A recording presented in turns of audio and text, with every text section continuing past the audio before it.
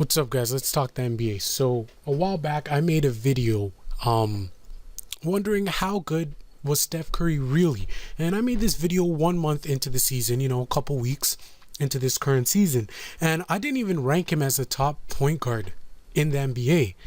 I ranked him as one of the top point guards, but not even the top point guard, let alone the best player in the league. But now we're talking, halfway into the season. We're almost at the All-Star break, a couple weeks, and we're there. And, Steph Curry, he's, if you guys have been watching, he's been putting in work. He is currently, in my opinion, the best point guard in the NBA. And I'm pretty sure that is in a lot of people's opinion. Right now, he can even potentially be the first player, the first person in the race for MVP, considering how good the Warriors are. But let's just focus it on Steph Curry.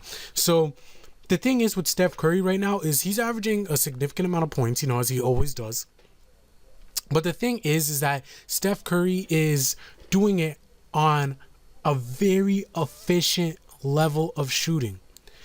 The way he's shooting it's amazing, It reminds you of the Steve Nash. He's in that 50-40-90 club, which is basically 50% from the field goals, 40% from three, and 90% free throws. And he's averaging high numbers while being extremely productive and still getting his teammates involved, which is pretty difficult. Not difficult, but it's really unseen for scoring points to still get their teammates involved. When I think of the point guards we have in our league right now that are scoring points that could play the two, but that distribute the ball really well, would have to be Steph Curry and John Wall. John Wall is scoring. I think he's averaging about 19-20 points, and I think he's leading the league in assists right now. So John Wall, he couldn't play the two because he's not that great of a shooter. So that doesn't really fit with the example. But what I'm trying to say is he's a point that's an attack first, but will still distribute. And him and Steph Curry are in that mold. But back to Steph Curry specifically, when talking about how good Steph Curry is, as I'm revisiting this, I think he is extremely good. He is extremely good. When you watch the Warriors, they currently are the best team in the NBA, have the best record in the Western Conference. As we all know, the West is an extremely competitive conference. And when you look at the Warriors as a team, you see the pieces that they have with Steph Curry, Klay Thompson, the Splash Bros.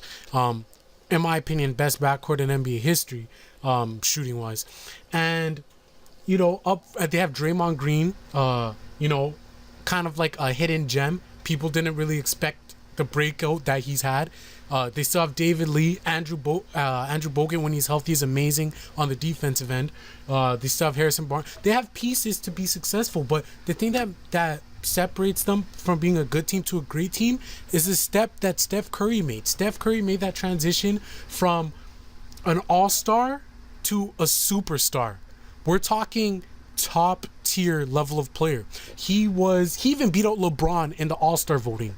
LeBron was number 2 to Steph Curry in the All-Star voting. So, I just wanted to show some respect and revisit my thoughts and, get this out there that I think Steph Curry is really good. My other video, I didn't even rank him that high, but that was really early in the season. We're now halfway into the season. We've seen how teams have played. We've seen how teams have changed. We've seen how teams have adapted. And Steph Curry has definitely improved. And in my opinion, best point guard in the league. I still personally think LeBron is the best player. Steph Curry is up there. He's a top tier superstar in this league. All right, guys, thanks for listening and stay tuned.